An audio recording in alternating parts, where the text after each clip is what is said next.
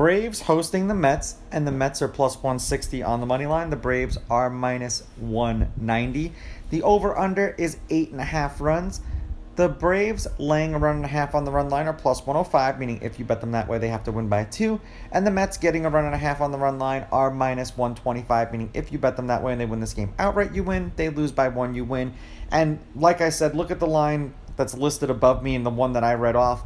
Use a site like VegasInsider.com. It is totally free and it'll allow you to compare all the casinos' pricings in one place so you get the best bang for your buck, because if you like the Braves and I said 190 and a place has them at minus 175, that's a significant difference in your winnings. And the same thing goes for the Mets. If you like them, you want to get the greatest odds that you can with Verlander on the mound.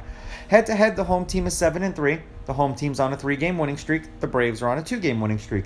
The Braves are 8-2 against the Mets in their last 10 meetings. The favorite has won the last 2 games they played against each other. The favorite is 6-4 on the money line. The favorite or the underdog getting or laying runs is 5-5 in their last 10 meetings. There have been 2 one-run games in their last 10, 1 in their last 4.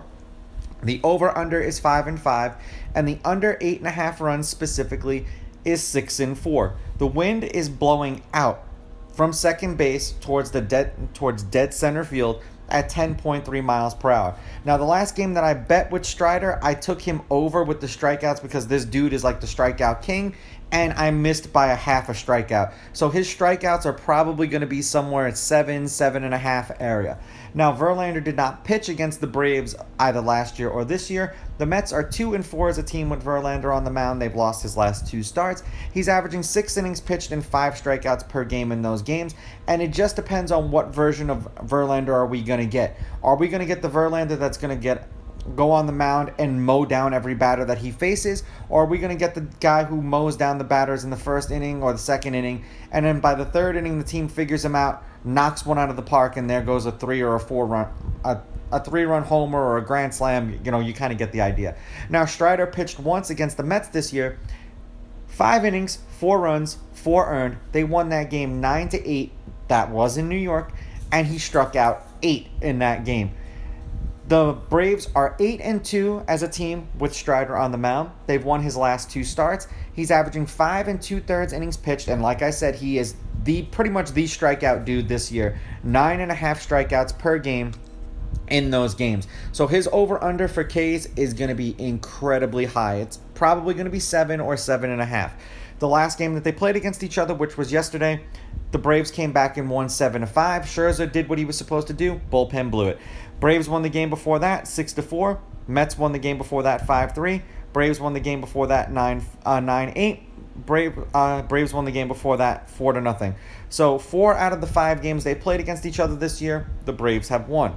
The Mets have dropped their last 5 games. They are 3-7 in their last 10.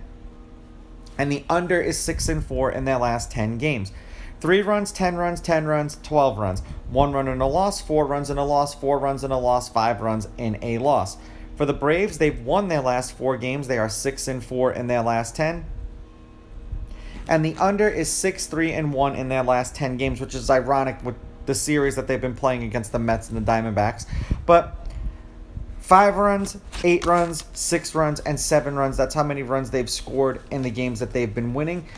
Now, with Strider on the mound, you would imagine that it should be a low-scoring game. Same thing goes for Verlander on the mound, but Verlander has not been the same Verlander. He's coming back off of surgery, so I understand. I'm going to take the Braves with the money line. I'm going to take the Braves laying the runs. And I'm on the fence with the over-under, but I'm going to go over just because of how many runs these teams have been scoring in their last handful of games. And I do think the Braves are going to get to Verlander, not the Mets getting to Strider. But even the last game they played this year, when Strider pitched, there was 17 runs scored. These are just my picks. If you disagree, please go with your gut, and please bet responsibly.